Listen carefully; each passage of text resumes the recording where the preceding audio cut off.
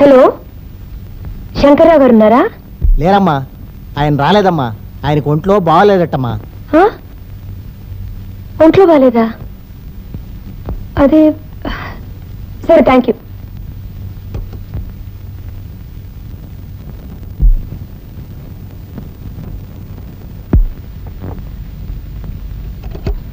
Hello, మీరా?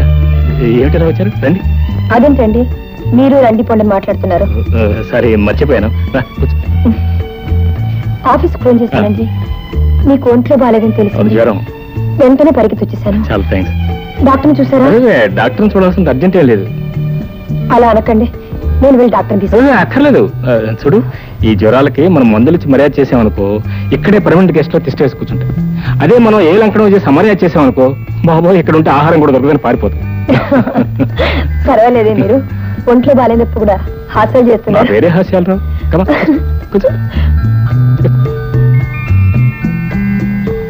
చూడు భారతి, నువ్వు ఇక్కడ రావటం నాకు చాలా సంతోషమే. కానీ ఎవరైనా చూస్తే చూడండి. అది కాదు, ఎంతైనా నువ్వు యజమాని కూతురు కదా, ఎవరైనా చూస్తే ఏమైనా అనుకుంటారేమోనని. చూడండి, నా మనసుకు నచ్చిన పనులు నేను చేస్తాను. దాని గురించి అనవసరంగా ఎవరైనా కమెంట్ చేస్తే I don't care. You don't care, but I do care, you see. Please, నిజంగా నేను ఇక్కడికి వచ్చింది 2 పనుల మీద. 2 పనులు? ఒక పనిగా చేస్తుంటే సీరియస్ గా మాట్లాడండి. Very serious. Sorry. yes. Number 1, మీ ఆరోగ్యం ఎలా ఉందని చూడడానికి వచ్చాను. నా ఆరోగ్యానికి ఏం పర్వాలేదు, మామూలు జ్వరం, రేపు ఎల్లుండి తగ్గిపోతుంది. రెండోది, మన పెళ్లి విషయం. పార్వతి. అవునండి, ఏ అర్హతలు ఉన్న వ్యక్తి నా భర్తగా కావాలని నేను కోరుకున్నాను. అవన్నీ ఆ భగవంతుడు మీలోనే చూపించాడు. పార్వతి, ఎందుకలా ఆశ్చర్యపోతున్నారు? నువ్వు ఇక్కడికి వచ్చినట్టు నాకు ఎలా తెలిసిందనే? ఈ శంకర్ ఉద్యోగంలో చేరిన దగ్గర నుంచి మీ ప్రవర్తన గమనిస్తూనే ఉన్నాను. అది కాదు నాన్న. ఏది కాదు? Sorry sir. నో, మీ ఇద్దరిని క్షమించను. నిన్ను వెంటనే ఉద్యోగం నుంచి డిస్మిస్ చేస్తున్నాను. సార్, ఇక మీదట నన్ను సార్ అని పిలవకు, మామయ్య అని పిలువు.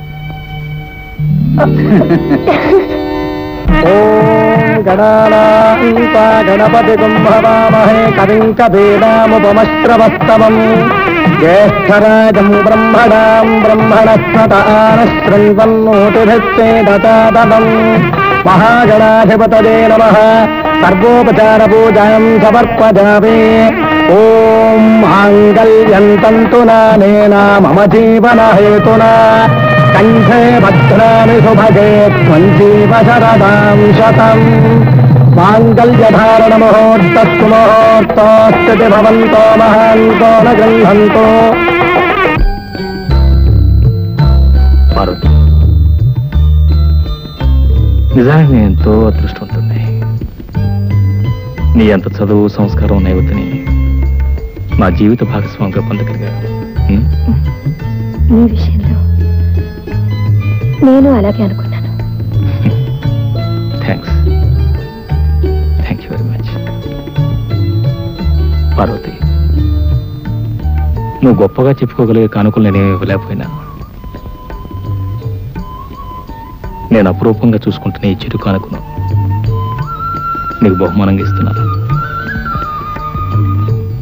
నా కోసం చేయించారా? లేదు పార్వతి, మా అమ్మ పోతూ పోతూ నాకు ఇచ్చిన ఆభరణం అది. తన కోడల మెళ్ళలో తనే స్వయంగా వేయాలనుకున్న లాకెట్ ఇది. నేను పేదరికంలో పస్తులుండే రోజుల్లో కూడా దాన్ని నమ్మలేదు. ఆ లాకెట్ని చూసినప్పుడల్లా స్వర్గంలో ఉన్న మా అమ్మ గుర్తుకొస్తుంది, నా బాధ్యతను గుర్తు చేస్తుంది. ఈ లాకెట్కి ఇంత పవిత్రత ఉన్నప్పుడు పెళ్లి పందిరిలో తాళి పట్టుకు బదులు దీన్నే నా మెడలో వేసి ఉండాల్సింది. ఇప్పుడు వేస్తున్నాగా.